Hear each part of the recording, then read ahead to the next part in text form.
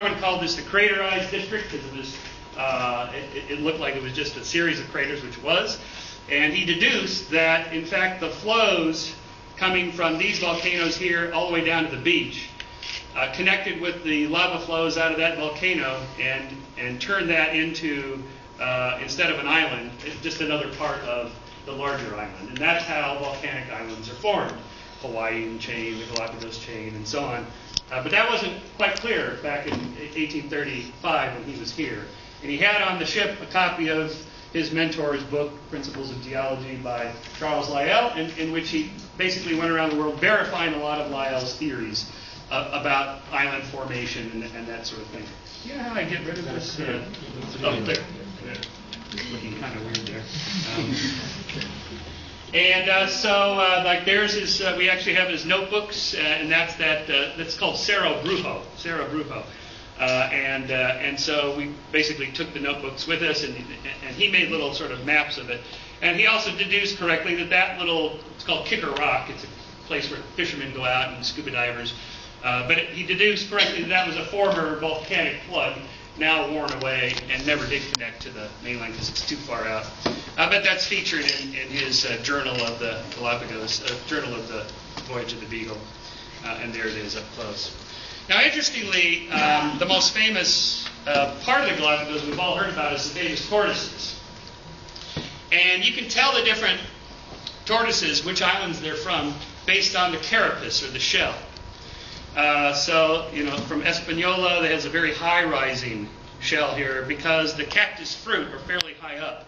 So you can actually see these tortoises like standing up on their two legs and stretching their necks up to get the cactus fruit, right?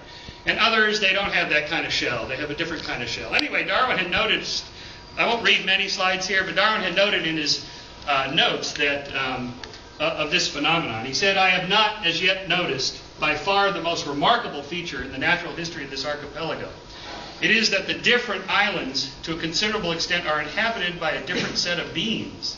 My attention was first called to this fact by the Vice Governor, Mr. Larson, declaring that," and here's the critical part, "the tortoises differed from the different islands and that he could with certainty tell from which island anyone was brought."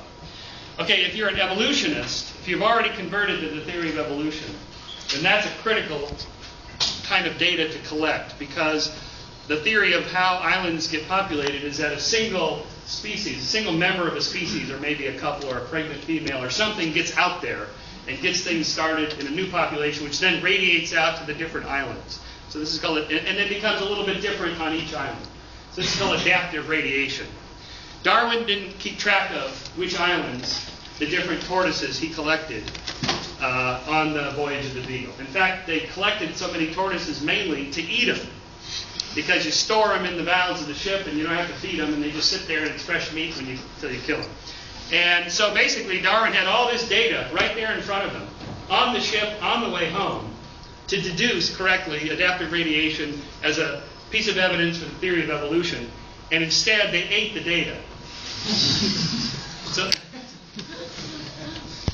And that's even the case with the famous finches. He did not record the different islands that the different finches came from. And in fact, he got most of the specimens wrong. So my friend that I went on this trip with, a guy named Frank Selloway, who's a Darwin scholar, actually went and got all of Darwin's specimens, which they still have at Cambridge, and looked at them and deduced and sort of figured out how Darwin figured it out. And he didn't figure it out until he got home in 1836, when he took the specimens to this guy named John Gould, who was an ornithologist, world's leading expert on birds.